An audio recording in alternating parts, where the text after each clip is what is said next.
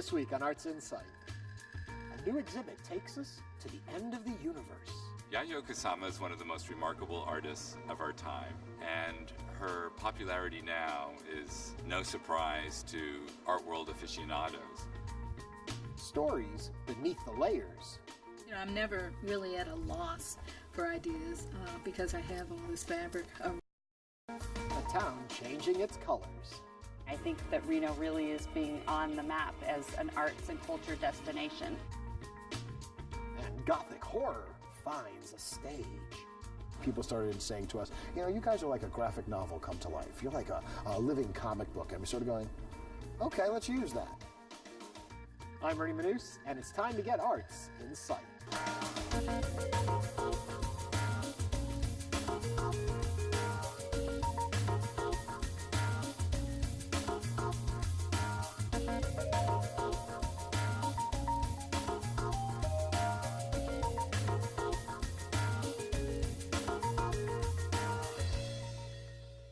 Welcome to Arts Insight. The Asia Society Texas Center is an architectural work of art. Designs like these alter the way we experience the world around us. Later in the show, we'll check out a new exhibit here at the Asia Society. But first, just a few blocks away at the Museum of Fine Arts Houston, a summer installation is challenging our understanding of space. A contemporary Japanese artist has created two surreal, immersive infinity rooms where she hopes to take museum goers to the end of the universe. What drives human life? Why are we here? What do we want? What is life about? What is the universe? What is transcendence?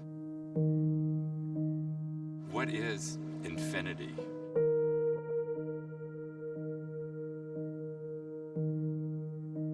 These rooms that she creates provide an environment for viewers to think about their answers to those questions. Yayoi Kusama is one of the most remarkable artists of our time, and her popularity now is no surprise to art world aficionados who have been watching her career since the 1950s. She early on embraced a notion of art embracing the viewer, and already in the early 60s created total environments that surrounded the observer and created another world. We have two different rooms on display, and they were chosen specifically to provide contrasting experiences. One which we recently acquired for the museum and which we will be installing in our new Kinder building when it opens in 2019 is called The Aftermath of the Obliteration of Eternity, a typical philosophical Kusama title.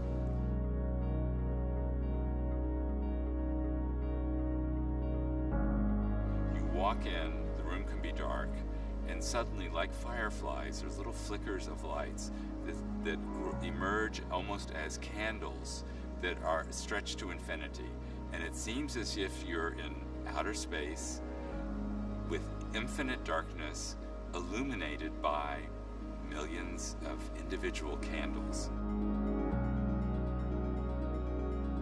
We think that perhaps this particular infinity room came from a Japanese tradition of lighting candles and putting them in lanterns in a river and having them float out to sea.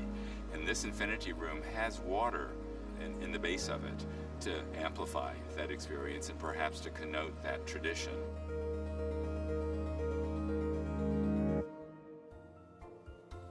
The second room we have, called Love is Calling, is physical and experiential. And you have these marvelous stalactites and stalagmites, or they almost look like polyps, and they pulsate almost at the rhythm of the heartbeat. And they change colors much faster than one thinks, actually twice as fast as your eye can actually accommodate. And they're carefully timed to provide this pulsing experience. And you feel as if you're inside some wonderful jellyfish.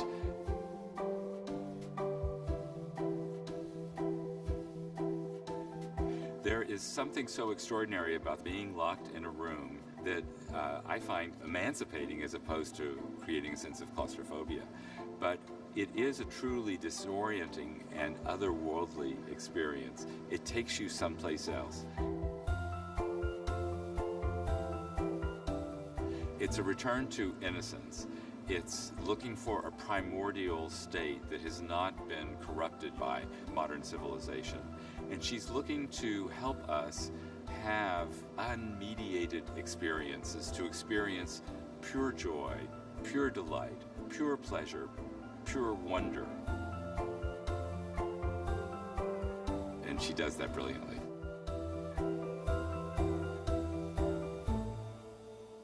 The exhibition is now open through September 18th. Check out mfah.org for details on how to experience the end of the universe firsthand.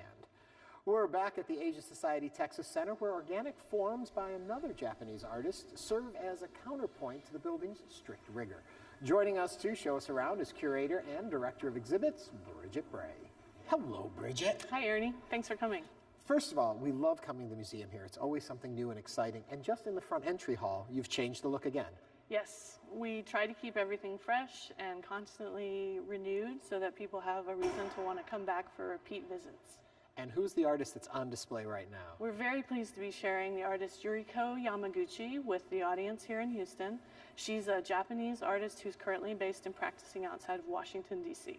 Now, the interesting thing about her work is it's just not she has work and you guys are displaying it. It is made to fit the space, correct? That's right. So we brought Yuriko here from the East Coast to do a site visit last year. And she was so taken with the power of Yoshio Taniguchi's architecture, because they do share a Japanese aesthetic, but in very different ways. Yeah. And so she felt compelled to create work for the space. So when you're doing that, when you're asking someone to come and do that, any hesitation on what they're actually going to give you? Well, I think most curators have a really deep and abiding respect for artists and their vision. And so through a lot of communication and appreciation of their work, I think we can kind of come to a mutual understanding of what works best for Asia Society Texas Center and our mission, and of course what's interesting to our audience. Yeah. So it's always a fun ride, and they're so creative that it's a real pleasure for us to work with them. Okay, and beyond the front hall, there's so much more going on here this summer. So much more. What else have you got going? So we're also featuring a really dynamic film series that'll be taking place in July, and then we're really pleased in August to be hosting a group of Tibetan Buddhist monks who are going to be doing a sand mandala upstairs in the gallery, and for the first time here in Houston, they're going to be doing a music and dance performance in our theater. Oh, wow, that's wonderful. And speaking of theater, you're also going out to Miller Outdoor, too. Yes, so we not only stay here in the museum district, but we have a wonderful staff that's very intrepid and goes out into the city to bring our content out to the larger community. What do you find that most of your visitors to the museum are most taken with? What do they come here to find? That's a really hard question to answer. I, of course, have a bias towards the visual arts as a curator, but I think that's what's so special about Asia Society. We really deliver on a number of fronts. So you can come here for a business and policy program, you can come here for a family-friendly afternoon, or if you're really into music and dance of Asia, we have something for you in that vein also. You talk about families, you've also got a camp for kids. Yes, our camp program is one of our favorite offerings. This year we're newly expanded to 3 different sessions of camp based on its popularity, and we think it's a really important way for Houston's children to become global citizens. We have a wonderfully diverse city, but I think it's really important to bring that education to children early so that they can really become globally competent. So what do they get from the camp? What is the camp curriculum? So it's first and foremost a grounding in all the different regions and cultures of Asia. And because of the vast expanse of Asia, you can imagine what an undertaking that is for our education department. But they do a wonderful job of covering music, food, dance, art. It's really a multi-sensory experience for all of our campers. Wow, that's wonderful. We're lucky to have this right here in Houston. A fabulous building, fabulous exhibits. Thank you so much for all that you do. Thanks, Ernie. Find out more at asiasociety.org/Texas. Now, everyone has a story. And there's a Detroit artist who reveals hers through the fiber arts, layer by layer.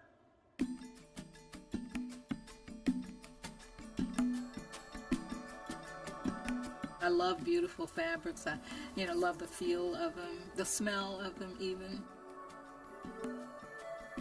All my quilts, I feel, are my children, and I have no favorites. Each one, when I'm doing it at that time, is my favorite. I grew up in Detroit. I've been here all my life. First fiber work I can remember was embroidery. My mother taught me embroidery, and I can remember going to the 5 and 10 cent store to buy those embroidery floss, but it looked like a color wheel to me. That's my memory of it, you know, all these colors just lined up one next to another. So I think that's kind of where it all started. And right now I'm working with hand stitching and embroidery a lot, so I'm going back to the very first kind of stitchery that I ever learned. You get 3 layers. That's what makes a quilt: a bottom, a middle batting, and a top. And you stitch those 3 together, you've got a quilt. Now, what you do with it after that is where the real creativity comes in. I like to work with color. I like a lot of color. But every now and again, I will challenge myself to do something with no color, black and white. I get a lot of joy out of the making, how I put these pieces together. Now, it's all very random, but they should work nicely together. I don't want to place one that's got, because I'm trying to create energy and rhythm, I don't want to create one that's very much like it right next to it. So this doesn't have the same kind of dynamics or dynamism as, say, this one does. High contrast, very high contrast. I love music, and I like the rhythms of music. I try to recreate high energy and the flow of music sometimes in my work. So I often am inspired by everything around me. The inspiration or the final product often does not necessarily reflect literally the inspiration, but it's just a starting point. And for me with fabric, it's always the fabric that is the beginning. And you know, I'm never really at a loss for ideas because I have all this fabric around me, and I can just go to it, pick one up, or it will call me. And I will pick that one up, and it will be the beginning of something, and that's how work starts. So maybe we want it to go together in a sort of a chevron pattern. The series that I'm working on right now is a great departure for the kinds of quilts that I made for maybe the last 30, 40 years. They've been sort of inspired again by looking at these houses and architecture. And I don't want to say ruin porn, but you see the marks that time has made on the landscape, whether it's natural landscape or man-made. And those marks are very beautiful, and they tell stories about the lives of those buildings and the people that have used those buildings. And I liked what the layers revealed. So I am now making holes and things so that you can see the layers. So the layers reveal something else. And then layering pieces one on top of the other in a way that you can see more than one fabric, each fabric being a part of a story. It's kind of like an onion, you know, you peel away, you keep peeling each one. Each layer is a little bit different than the one preceding it. I think of them as artifacts, and it tells a story of time and identity sometimes. I think that art is a collaboration between the maker and the viewer.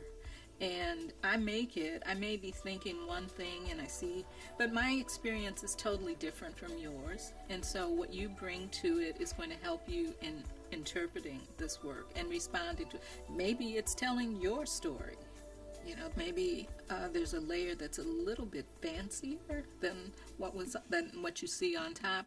I think the thing that I'm mostly saying is don't always be so concerned with what's on the surface, because that's not the whole story. That if you look beneath the surface, whether it's people, buildings, whatever, there's a lot more that's being revealed than what you see at first. You can see more. Just visit charris-design.com.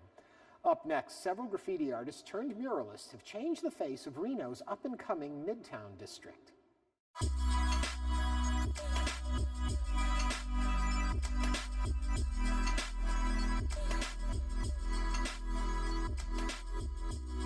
This is art that anyone can see, take a drive, get on your bike, put your tennis shoes on and walk around. You know, it's just the wall and it's just your perception of it, and there's no placard telling you this piece was made on this date with these materials and it means this and this is how you should think about it. I love that there's an open interpretation on these murals and people can tell me what they think about it.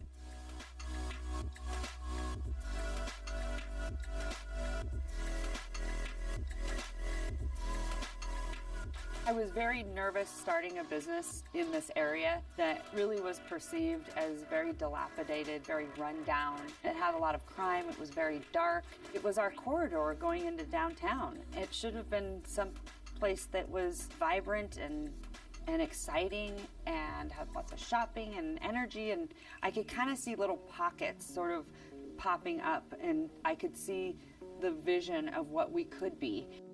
I remember coming to Midtown. I used to love to come here, and I thought that this was the up-and-coming area for Reno, the hip, exciting area.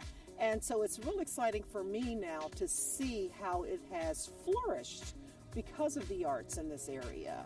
Reno is one of those places you give it a couple of weeks and you don't leave. You really don't.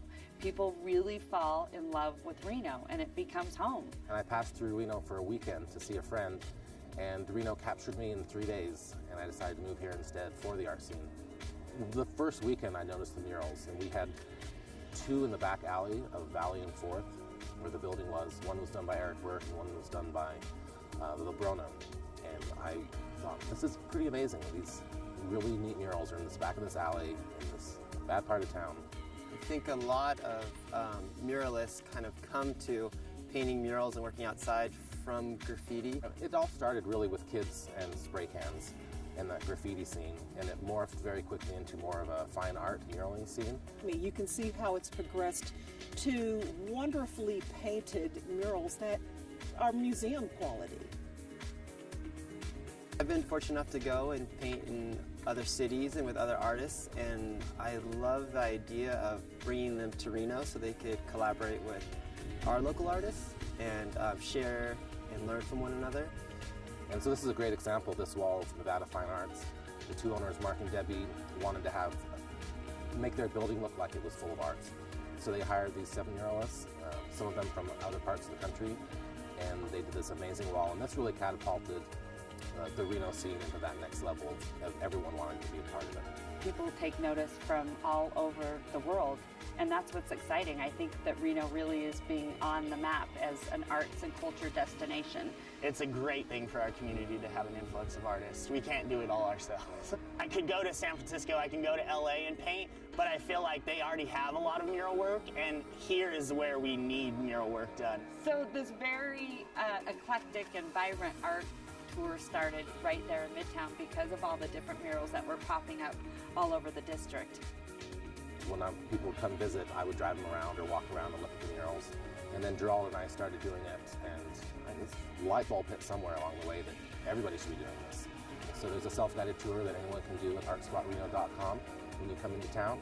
It's brought in a lot of people, it's showing them what's going on, and all the reactions that I've gotten so far are positive. Now when you go down there, there's so much arts and culture and so many things that are happening. More businesses are opening, more artists are coming in. And so we're very proud of it. In 2010, I did this mural. I wanted to do 2 large portraits, and they took on a real cartoony effect. And so I redid it with the new skill sets that I've developed over the years. I think that the murals, they have a strong historical context, and I think that they have a lot of personal jewels in each of the murals. The mural over at Nevada Fine Arts was really close to me because I live only a few blocks from there. The background is a large pattern of designs, but also you'll kind of see these lines that create a grid, and they recreate the streets around the neighborhood there. And on it I put little houses and little marks showing all the places that were part of me growing up in the neighborhood and where I lived and where best friends lived, and important things happened. And then on top of it is the portrait of my wife with her eyes, and it's just about vision no one's vision in particular, but just all of our vision and how we see our neighborhoods and our towns. I think we want art all over the city because honestly it's great for economic development. I think it brings character to a city, and certainly as the mayor, those are the kinds of projects you want to see in your city because it does bring the flavor of what your city is all about. I truly believe in an arts and culture movement. And so we are really looking at different areas of town where we can provide more arts and culture. There are now murals. We have a Circus who has a mural wall. There are more murals in downtown Reno. There are murals now as far west as Mayberry Park. We own a lot of land in the city of Reno, and I think that would be our goal, is to be able to put art on every single vacant piece because it's just sitting there. And I think we could certainly do something that the community and tourists can enjoy. It's still going to attract people. There's still going to be people taking photos of the building where they weren't before. And I think economically that can certainly help those spaces, and then people start to see something that never existed. There's still going to be a lot of dynamic change in the area just from a simple coat of paint. Take a virtual tour of Reno's Midtown murals at artspotreno.com. And finally tonight, most of us can remember the first horror stories we ever heard. They might have frightened you, maybe even made you believe in magic. Now an Orlando-based theater group has brought that fantastical sense of dread to the stage. About 6 years ago, I said I need to get out of my own box and redefine what a horror circus means to me.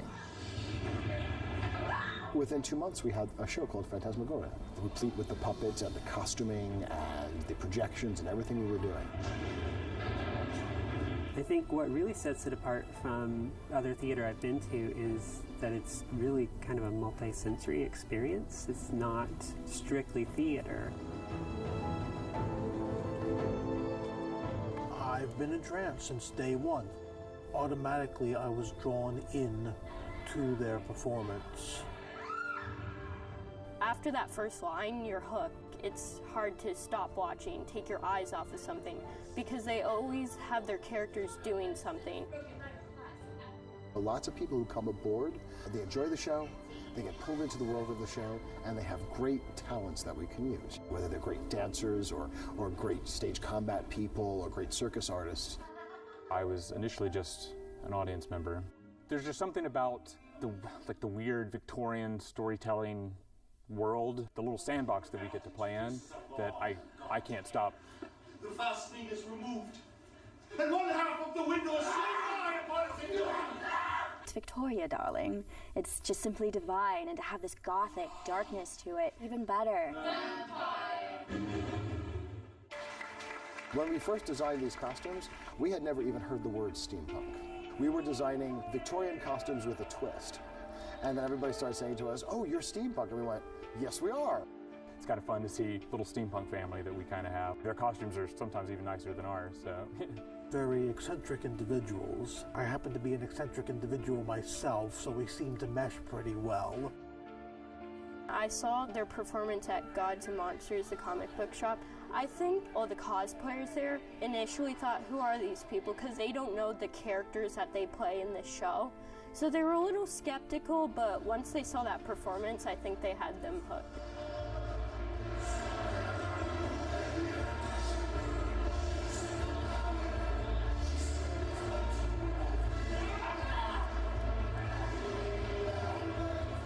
If you look at what Phantasmagoria features, it's folklore and it's literature of fantasy and horror, and we're just kind of a continuation of that tradition of dreamers, I think.